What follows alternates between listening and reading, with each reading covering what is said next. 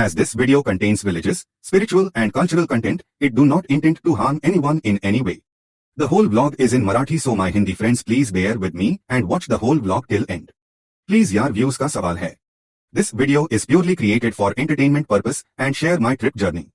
So if anything is explained, mentioned or pronounced in wrong way then पहले ही sorry. And I have only my phone as recording device, so audio थोड़ा सा 19-20 है. Please background noise को ignore कर देना.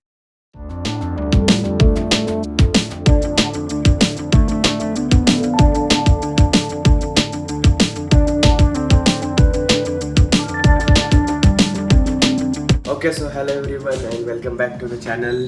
तुमचा consistent blogger परत आलेला आहे आणि हा ब्लॉग मी कदाचित मराठीत करणार आहे का पुढे मी नंतर हिंदीमध्ये स्विच करेल. इट डिपेंड्स, बघूयात कसं कम्फर्टेबल आहे. कारण खूप दिवस झालेत आणि मी कॅमेरा कॉन्शियस, विचित्र कॅमेरा कॉन्शियस झालेलं आहे. तर मला आत्ता पण मी खूप नर्वस होत होतो आणि असं वाटत होतं की ब्लॉग करेल नाही करेल, पण स्टील बघू. आज तर मी आत्ता शूट चालू केलेलं आहे आणि होपफुली मी पूर्ण ब्लॉग शूट करून टाकेल. सो हा ब्लॉग होणार आहे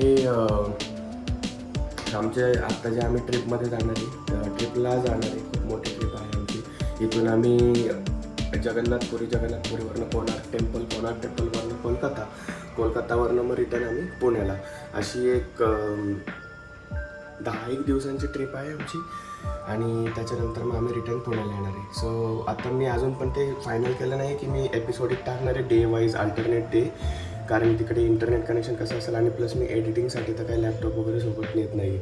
सो मे बी 2 पार्टमध्ये मी रिटर्न आल्यानंतर एडिट करून हा ब्लॉग पूर्ण टाकेन. In main time make sure करा की तुम्ही चॅनलला सबस्क्राईब केलेलं आहे आणि हा माझा इंस्टाग्राम हँडलला नक्की फॉलो करा. त्याच्यावरती ऑलरेडी मी पोस्ट आणि व्हिडिओज आत्तापर्यंत टाकलेलेच असतील, तर मग ते पण तुम्ही चेकआउट करू शकता. या आता आम्ही निघणार आहे पुणे स्टेशनसाठी. पुणे स्टेशनवरनं मग नंतर आमची ट्रेन आहे 3 टायर AC असणार आहे. ही पूर्ण माझी ट्रॉली नाही काय लगेज बॅग आहे आणि आईची आहे. त्याच्यानंतर आम्ही खाण्यासाठी एक अजून बॅग कॅरी करतो आहे. परत ही आई कॅरी करते आणि ही एक बॅग आम्ही घेणार आहे सोबत. सो जे आम्हाला वेटचं सांगितलं होतं, लगेज बॅग 15 किलो आणि कॅबिन बॅग 7 किलो. तर मग त्या हिशोबाने आम्ही बघणार. आता जाताना ट्रेन जर्नी आहे आणि रिटर्न येताना फ्लाईटची जर्नी आहे.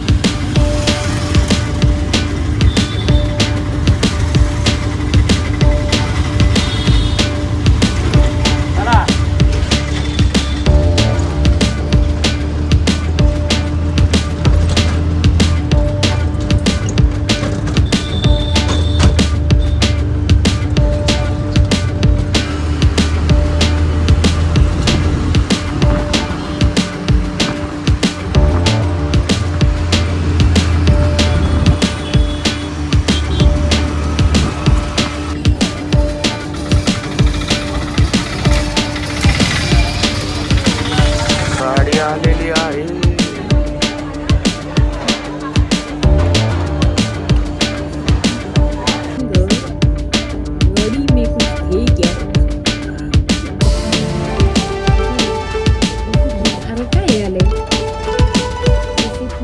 एक क्विक अपडेट आहे.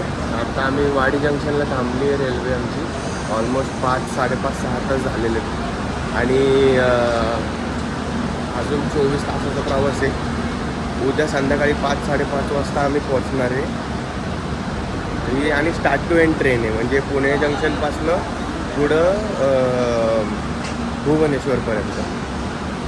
So let's see. आतापर्यंत तरी मजा आली होती. जास्त काही रेकॉर्ड करण्यासारखं नव्हतं आणि मे बी मी माझ्या ट्रेन जर्नीमध्ये पण जास्त काही रेकॉर्ड नसणार आहे. कारण झोपणं, मूवी पाहणं, बुक रिडिंग तर अशा सगळ्या गोष्टी करतो. तर त्याच्यामध्ये उगीच जास्त मी टाईम वेस्ट नाही करते. मेनली ट्राय करतो आहे की मेन फुटेजेस कॅप्चर व्हावेत.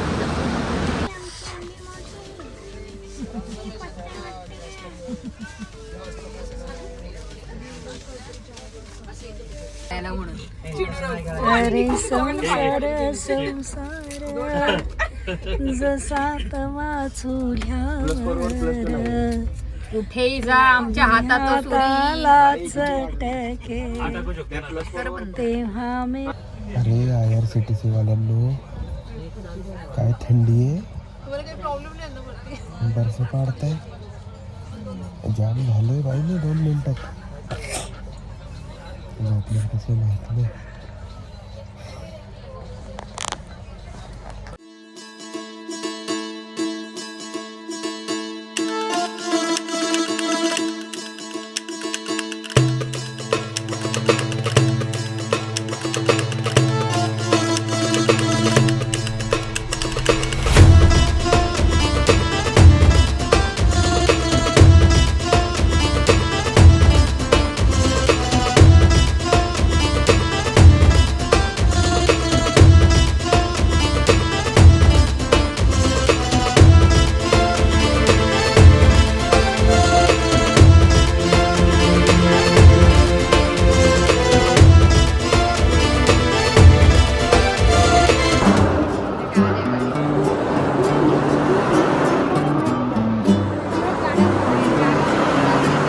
तब्बल 1 तास 5 तर ऑलमोस्ट 1 दिवस 5 तासाच्या प्रवासानंतर आम्ही भुवनेश्वरला पोचलेलो आहे फायनली.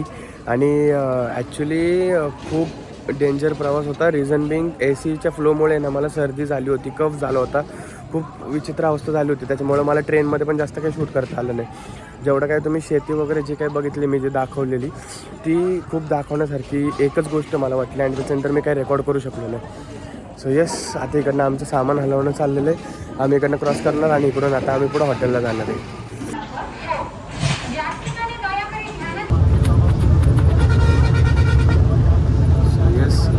अजून पण आम्ही हायवेलाच आहे, बसमध्ये आहे आम्ही आत्ता. आणि जिथं हॉटेल आहे आमचं पुरीमध्ये तिकडे चाललं आहे आता आम्ही. ॲक्च्युली मध्ये एक छोटासा इश्यू झाला होता बस रिलेटेड. त्यामुळं बसला यायला पण आम्ही 5-5:30 वाजताच पोहोचलो होतो स्टेशनला. पण दुसरी बस येईपर्यंत 7 वाजले होते. दुसरी बस आली, आम्ही त्यांच्यामध्ये आमचं लगेच लोड केलं, मग आम्ही बसलो. आता दुसरी बस निघाली. सो येस, भुवनेश्वर स्टेशनपासून ऑलमोस्ट 1-1.25 तासाचा रोड म्हणता येतो हॉटेलपर्यंतचा. आणि तिकडून मग हॉटेलपासून फक्त 1-1.25 तास मंदिर आहे असं म्हणतात. तर मग बघू आता जर लवकर आवरून झालं, कारण भूक तर खूप प्रचंड भूक लागलेली आहे. एकदा जेवण झालं, आवरून जर लवकर झालं तर रात्री एक चक्कर मारून नाही तर मग सकाळी आम्ही दर्शनाला जाणारच आहे. किंवा त्रास व्हायचा म्हणून हनुमानजींनी समुद्राला सांगितलं की हा आवाज तू बंद कर, नाहीतर मी समुद्र पूर्ण सुकून टाकेन. कारण माझ्या श्रीराम प्रभूंना त्रास होतोय या आवाजाचा. तर त्यांनी सांगितले की समुद्र त्याची जी मर्यादा आहे ती तर सोडू शकत नाही, कारण त्याची ती मर्यादा आहे. तर तो आवाज करणार, तो बाहेर भरती आवडती चालणारच आहे. समुद्राने सांगितलं की माझा जो आवाज आहे तो तर मी येऊ देणार नाही, परंतु आवाजाच्या विरुद्ध दिशेने वारा आहे आणि मंदिरामध्ये त्याचा जो परिणाम आहे किंवा तो पडणार नाही. त्यामुळे मंदिरामध्ये जरी पूर्व दिशेला वारं वाहत असलं तरी तो झेंडा पश्चिम दिशेला वाहतो. म्हणजे त्या इथल्या निसर्ग नियमाचा जो काही नियम आहे तो नियम लागू होत नाही मंदिरात. म्हणून तो झेंडा आहे तो उलटा वाहतो, उलट्या दिशेनं पडतो. आणि दुसरी गोष्ट की ते माहीत असतील की ते कृष्ण, बलराम आणि सुभद्रा हे विग्रह आहेत. जे काळ्या कलरचे आहेत ते कृष्ण आहेत, जे पांढऱ्या कलरचे आहेत ते बलराम आहेत, आणि जी त्यांची बहीण आहे सुभद्रा ती मध्ये आहे. त्यामुळे तुम्ही ज्यावेळेस दर्शन घेताल तेव्हा आपल्याला 3ऱ्या दरवाज्यातून दर्शन होतात. लांबून विग्रह बघायला मिळतात. पूर्वी आत जायचो आपण, आता ते फार लांब केलेलं आहे.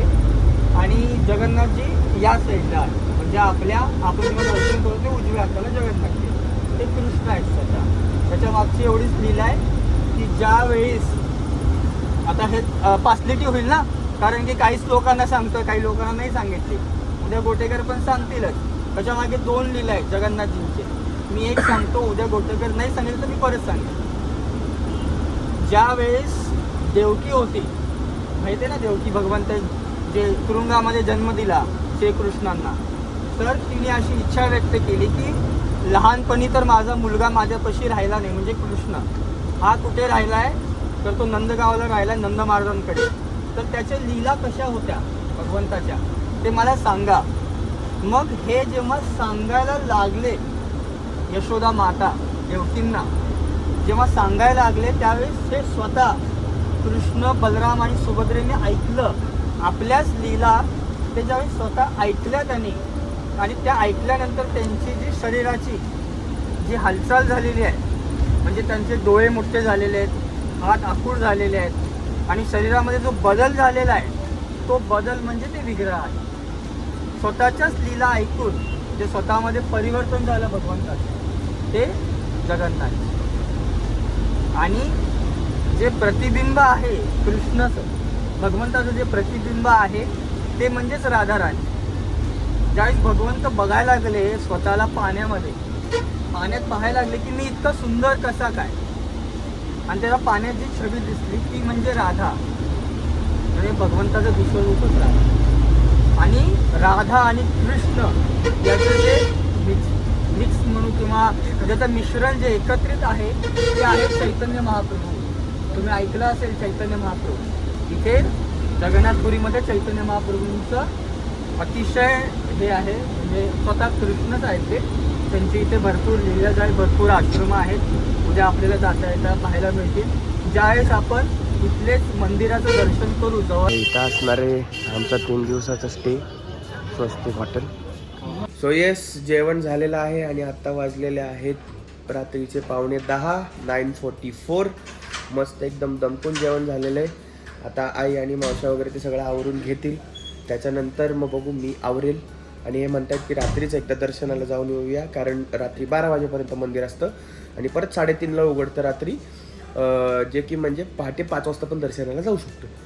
तर मग हे बघतायत नियोजन कसं. मी थोडा आता रिकवर होतो, थोडं बेटर वाटते मला.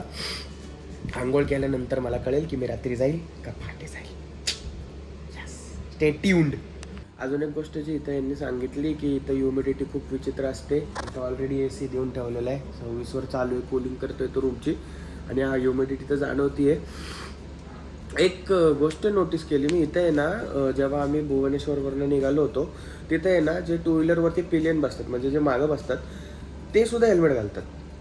सो इथं रूल आहे ॲक्च्युली की जो चालवतोय त्यांनी पण हेल्मेट घालायचा, जो मागं बसला तरी पण हेल्मेट, असं कंपल्सन इथं रूल आहे. आणि मी जेव्हा इथं लोकांशी बोलत होतो तेव्हा ते म्हणले की हे ॲक्च्युली ऑल ओव्हर इंडियाच करतंय. तर मग आपल्या पुण्यात तर अजून तर असं काही झालेलं नाही, फक्त जो ड्रायव्हर घालतोय ते पण आपल्या कंपन्यांमुळे, तसा तेवढं एक सीन आहे, बाकीचं तर मला माहिती नाही. तर अजून अशा कुठल्या सिटीज आहेत ज्या तुम्हाला माहिती आहेत की पिलियन पण हेल्मेट घालणं कंपल्शन आहे, जे दुसरे बसतात मागं बसतात गाडीवरती, अशा कुठल्या सिटीज आहेत ते मला कमेंटमध्ये एकदा नक्की सांगा. आणि या रूलबद्दल तुम्हाला काय माहिती असेल जे 1 नोव्हेंबरपासून लागू होणार होतं, आज 7 नोव्हेंबर आहे, तर प्लीज नक्की सांगा मला. तर अशा पद्धतीने तुमचा भाऊ रेडी झालेला आहे. आत्ता वाजलेले आहेत 10:30 वाजलेत आणि ह्यांना उत्साह आलेला आहे, तर मग यांच्यासोबत मी जाणार आहे. आणि आता बघूयात की किती वेळ लागतो. रिक्षाला फक्त 20 रुपये म्हणत होते हॉटेलच्या लोकेशनपासनं, तर मग बघूयात कसं जातं आणि किती वेळ लागतो पोचायला. बाकी कसं आहे सांगा कमेंट सेक्शनमध्ये.